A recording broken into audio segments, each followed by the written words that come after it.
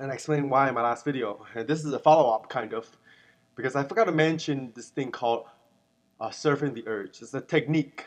Since you can't get rid of your desire sometimes, and that you can't always control your thoughts, it's okay sometimes to accept them. Because people initially, they have a thought coming to the brain they don't like, they push it away. And at first, it kind of works, right?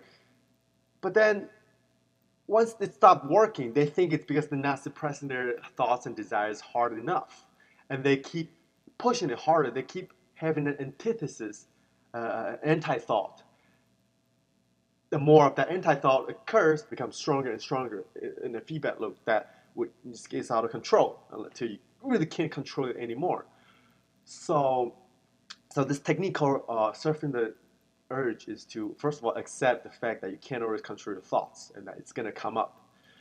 And what you do is you visualize. You close your eyes and visualize. So what you do is pay very close attention to what's happening in your body when that thought that you don't want occurs, right? This can be anything, dieting or no fat, whatever. You start thinking about sex, you start thinking about chocolate. You close your eyes and you visualize that feeling, right? Really got to become familiar with what's happening to your body when that desire pops out in your brain, because that's how you can get rid of it. It's to recognize it, right? You got to know your enemy, right? So then you visualize it. You breathe in and out, and with each breath that you take, you visualize that dark cloud, being released out of your body little by little with each breath you take, until eventually desire is gone. Like, cool it off. Or another thing that I do is I talk to my desire. I look at it as an unwanted alien force, and I try to exercise it. And I say, get the fuck out of here, right? I say to my desire, fuck you, right? I need you in my fucking life. I need you in my body. I'll fucking kill you, right? I'll fucking breathe you out. I'll banish you from my body, my system. Right? I visualize it. And I say, I don't need you. And I start to think about how stupid it is to want those desires. You want to fuck a big plumbing ass? Who gives a shit about that? It's just meat. Right? How's that? What good does that do to you? 10 minutes you fucking ejaculate. So fucking what?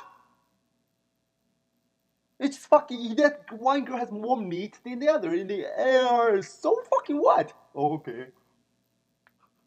Well, what good does that do to your universe? Well, that's the fucking insignificant thing that you're trying to go after. Compared to your success and your aesthetic body and everything else you could have gotten after that, is that worth it? And chocolate cakes. What does that do to you when you eat a piece of chocolate cake brownie and it feels good on your tongue and when you swallow it, it's gone. And it's going to turn to fat. What good does that do you? It's just fucking molecules acting chemical reaction in your tongue. So fucking what? Is the you 5 months, 10 years from now on gives a shit about that little piece of meat? Fuck no. The you now gives a shit because you're weak. Yeah. You're weak pussy. And that's not the you that you want. No. That's not the you that you want. No, it's not. Visualize it. Think about the future you, right? Think about all the people that are gonna at you, right? You can just let go of this one tiny little, temporary satisfaction. Because that's what it is, man. You want to feel pleasure for 5 seconds, or you want to be Z's.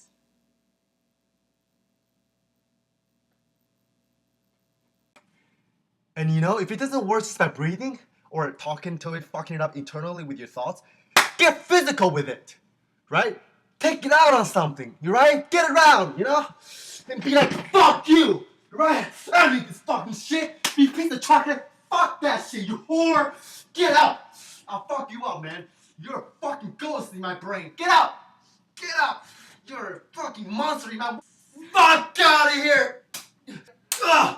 Get the fuck out of here. See, I got fucking rid of it, man. Woo! Now I'm this step close to my goal.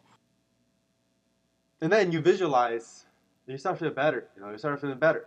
And then you start to visualize what happens when you get rid of that desire. Start to imagine all the good things in your life that would occur to you or you would obtain when those unwanted thoughts and desires are gone. Because since your brain doesn't like I don't, right? Your brain really, really doesn't like the fact that you don't want something, right? So why don't you think about the things that you want? So instead of fabbing or instead of eating carbs or pizza, what do you want, right? Instead of saying I don't want to eat that pizza, I don't want uh, to watch porn. Think of the things that you do want, right? Think of the things you could accomplish without watching porn 24/7.